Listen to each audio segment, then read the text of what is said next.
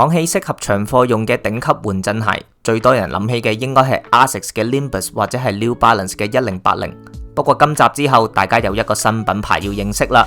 號稱世界上最艱難賽事嘅美國 Badwater 超馬係呢個品牌嘅官方合作夥伴。呢個品牌更加為咗解決長跑腳腫呢個痛點，設計咗一套 lacing system。成品呢就係今集嘅主角 Mount to Coast C1 啦。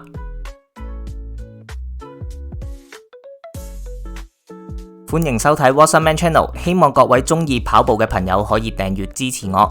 今集嘅實測跑鞋係由 Mount to Coast 香港方面提供，實測嘅內容 100% 獨立製作。先簡介一下 Mount to Coast 呢個牌子先。Mount to Coast 始創於2022年，同主流品牌唔同嘅係 Mount to Coast 專注開發超長途用嘅跑鞋。Mount to Coast 成為號稱世界上最艱難賽事美國 Badwater 嘅官方合作夥伴。呢一屆賽事入邊有接近1/4嘅跑手咧，都係着住 Mount to Coast 嘅跑鞋參賽，以新興品牌嚟講係好高嘅比例。C1 喺今年4月新推出，定位係主打 cushioning 嘅 Super Trainer， 所以佢嘅中底咧係有一定嘅厚度噶。Stat 係後踭42mm， 前掌36mm， heel drop 6mm。實際磅過之後 US 8毫半，左腳252g， 右腳254g。鞋圈方面咧，暫時就淨係得一般圈，闊度中等，着翻 True Size 就可以啦。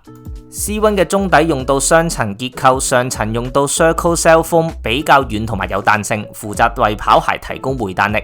Circle Cell 咧係以生物基物料製作成為嘅 Super Critical Foam。根據 Mount to Coast 嘅官方資料 ，Circle Cell 擁有 PBA 物料2倍嘅耐久度。Foam 嘅球形細胞結構咧好難被踩扁，經過長距離跑動之後咧，仍然可以維持到 cushion 同埋回彈力㗎。至於下層咧就係 EVA 物料製成嘅，比較結實，負責提供穩定性。根據評測網站 Run Repeat 嘅實驗室數據 ，C1 嘅 cushioning 能力咧相當唔錯㗎，同各大品牌嘅頂級 cushion 鞋比咧相去唔遠嘅。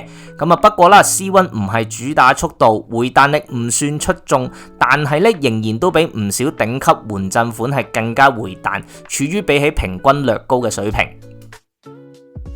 C1 嘅實際試跑腳感軟硬度適中，冇踩屎感，但係亦都唔係踩磚頭嘅。佢嘅 cushioning 好強，幾乎完全隔絕晒路面嘅衝擊。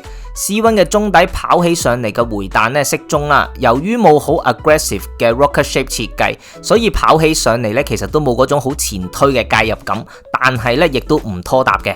Stability 嗰方面啦，雖然啦 C1 咧就冇標榜咧就係一對 stability shoes， 不過要應付超長距離充足嘅穩定度咧係必要噶。C1 嘅鞋底同 Stat Height 厚度嘅比例咧就係前掌 3.3， 後踭 2.19。由於 C1 嘅中底比較厚，所以咧就算佢個鞋底面積充足，佢結構上嘅穩定比例咧都只能夠算係一個中等嘅水平嘅。不過啦，配合翻 C1 比較結實嘅 EVA 下層中底，再加上鞋底有抗扭嘅設計咧，所以 C1 嘅整體穩定度係十分之充足嘅。以我輕微低足弓58公斤嘅重量為例啦，用翻原裝鞋墊去進行長課咧，都係完全冇問題噶。C1 嘅鞋面用到提花網布，鞋面同埋鞋身部分位置咧就會有比較大嘅透氣窿。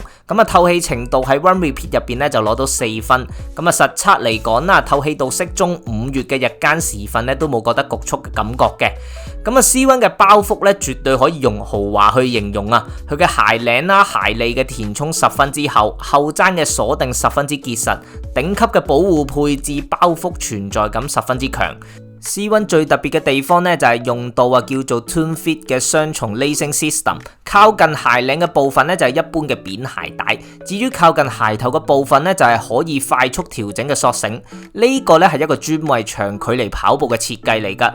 如果大家跑過長距離都知道啦，跑到後段咧腳掌咧係會腫脹噶。呢個時候咧只需要輕輕一拉靠近鞋頭部分嘅索繩咧就可以調整到1秒釋放腳背空間，十分之方便。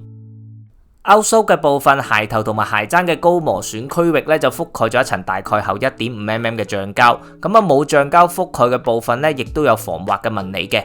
咁啊 C1 嘅鞋底防滑度同埋耐磨度喺 Run Repeat 嘅數據上面都有平均以上水準，咁啊不過實際測試嘅時候咧就冇遇過大雨啦，里數咧亦都係唔夠100公里，咁啊要之後咧先可以再同大家分享佢實際上嘅防滑度同埋耐磨度啦。綜合數據同埋實際跑感，其實 C1 同各大品牌嘅頂級 cushion 鞋相比咧係絕不失禮㗎。基本上咧佢可以 cover 晒由5公里到超馬距離嘅低強度訓練。咁啊以我自己嘅經驗嚟講啦，佢特別適合咧我攞嚟做一啲 easy run 同埋長課，pacing 咧大概5分30或者以上咧就係最舒服嘅射程啦。咁啊大家可以根據翻自己嘅 pacing 去揾翻 C1 嘅最佳應用情景嘅。咁啊，另外啦，全馬目標時間4小時30分或者以上嘅跑者呢，其實 C1 都係一個值得考慮嘅比賽鞋選擇嚟嘅。咁啊，與其啦未能夠充分發揮競訓鞋、競速鞋嘅性能，倒不如用保護性比較高嘅頂級 cushion 鞋，更加舒服地咁完成你嘅全馬，係一個更加適當嘅選擇。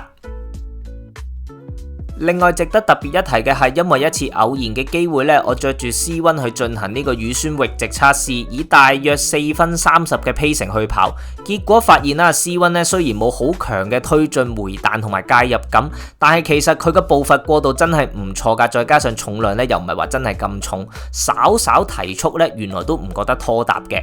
咁啊，最後啦，講下 C1 嘅定價啦。香港建議零售價係1590蚊港幣，算係一個比較進取嘅定價嚟嘅。不過啦，我認為大家都要考慮埋啦 ，Circle Cell 泡棉嘅耐久度咧，亦都得到唔少超馬高手嘅肯定。咁所以咧，如果咧你厭倦咗傳統嘅品牌 Mount to Coast C1 咧，其實係一個值得考慮嘅選擇嚟嘅。至少我真係認為呢一對鞋喺唔少嘅細節啊設計上面咧，都幾有巧思同埋誠意嘅。以上就係 Mount to Coast C1 嘅實測報告啦，非常多謝你睇到最後都要戴翻個頭盔。我只係一個視跑步為興趣嘅業餘跑者，實測只係我自己嘅個人心得感想，僅供參考。咁啊，如果你中意今集嘅內容呢，希望你可以讚好同埋分享我呢條片。如果你有任何意見想交流，亦都歡迎你喺條片下邊留言。如果你想定期得到唔同嘅跑步裝備資訊呢，就希望你可以訂閱我嘅 Wasserman Channel。